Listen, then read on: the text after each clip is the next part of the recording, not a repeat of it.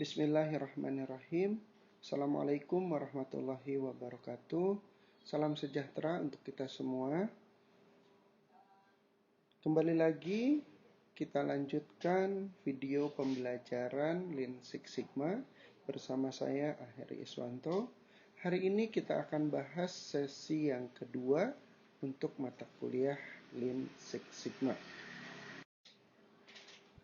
Pada sesi Lean Six Sigma yang kedua, saya akan coba bahas mengenai Lean sebagai akselerasi terhadap aliran pasien.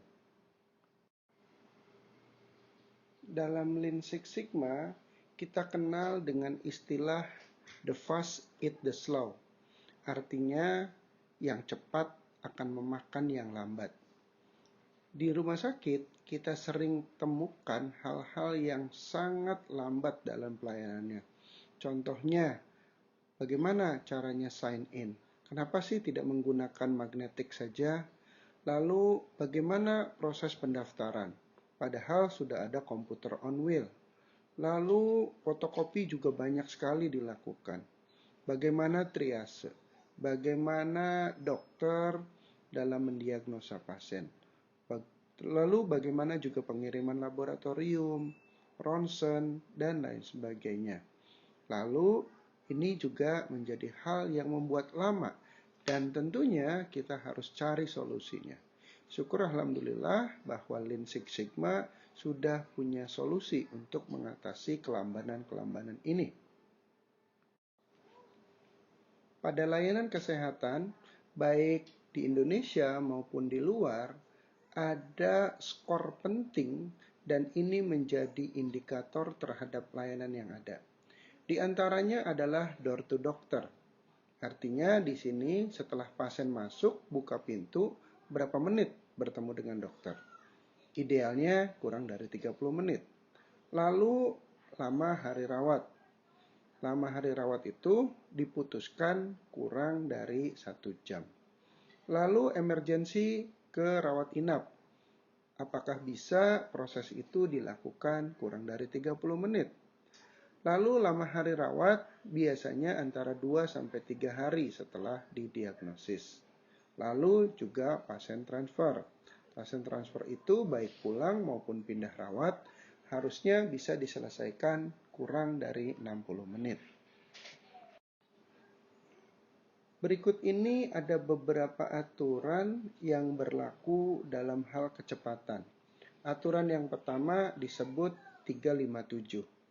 357 artinya bahwa sebetulnya petugas layanan kesehatan hanya bertemu pasien sekitar 3 menit dan 57 menitnya sebetulnya pasien nunggu.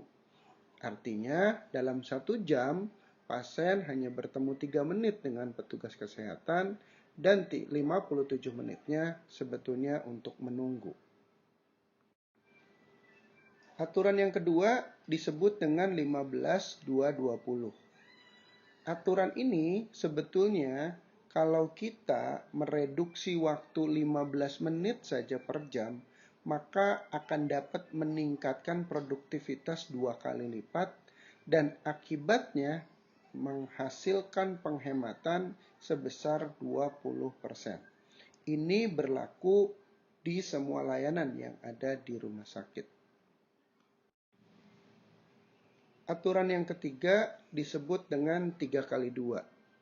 Artinya aturan ini kalau kita meningkatkan produktivitas pada hal-hal yang penting tadi yang sudah disebutkan di atas, maka pertumbuhannya akan 3 kali lipat daripada industri rata-rata dan pada akhirnya akan menghasilkan profit margin 2 kali lipat dari yang sebelumnya. Nilai ekonomi sebuah kecepatan. Kecepatan dihitung kebalikannya yaitu dari keterlambatan atau delay. Keterlambatan ini diantaranya ada 3, yaitu lambat dari satu proses ke tahap proses berikutnya. Yang kedua, keterlambatan karena banyak pemborosan atau pekerjaan yang dilakukan berulang-ulang sehingga 2 kali lipat mengkonsumsi waktunya. Dan yang ketiga, keterlambatan karena banyaknya batch yang disiapkan. Berikut ini adalah ide dasar dari Lean. Pertama, bahwa Lean lebih fokus pada pull daripada push, yaitu sistemnya tarik, bukan dorong. Yang kedua adalah tidak ada keterlambatan atau mengeliminasi keterlambatan. Ketiga, paralel versus sekuensial. Artinya pekerjaan itu bisa dilakukan paralel, bukan sekuensial habis 1, 2, 3, dan seterusnya. Tapi bisa dikerjakan bersamaan. Yang keempat adalah no action versus action. Artinya di sini mengeliminasi proses-proses yang tidak diperlukan. Dan terakhir adalah no movement versus movement. Artinya mengeliminasi pergerakan-pergerakan yang tidak bermakna buat pasien. Lean mendapatkan inspirasi dari Toyota.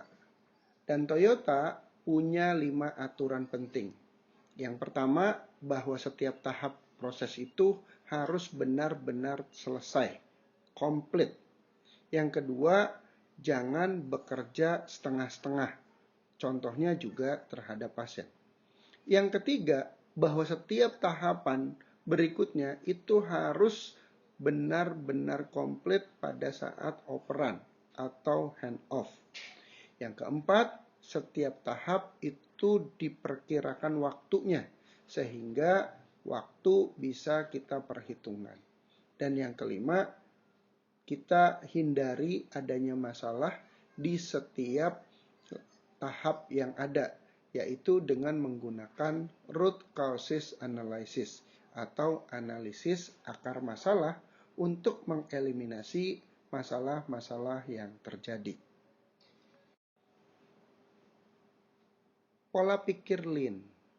Kalau kita ingin menerapkan Lean, maka harus pahami dulu pola pikir berikut ini.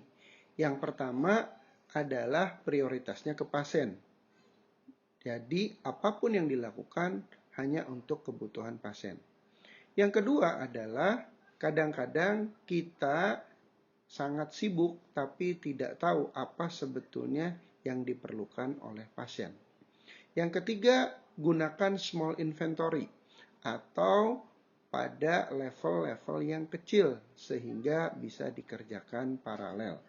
Yang keempat adalah pertahankan persediaan, jangan sampai berlebih dan juga jangan kehabisan. Dan terakhir adalah kita harus bekerja sebaik mungkin, apakah itu dengan menggunakan teknologi ataupun hanya dikerjakan manual saja. Terima kasih atas perhatiannya sudah menonton sesi 2 ini. Pada sesi ini sudah dijelaskan bagaimana Lean dapat mengakselerasi aliran pasien. Bagaimana hukum-hukum kecepatan, lalu juga kita bicara tentang economic of speed, dan juga ide-ide dasar dari Lean yang diinspirasi dari Toyota, dan juga terakhir kita sudah bahas mengenai mindsetnya Lean, yaitu ada 5, seperti yang sudah disampaikan tadi di depan. Apabila butuh penjelasan lebih lanjut, jangan sungkan-sungkan untuk hubungi via email maupun via WhatsApp. Terima kasih atas perhatiannya. Assalamualaikum warahmatullahi wabarakatuh. Salam sejahtera untuk kita semua.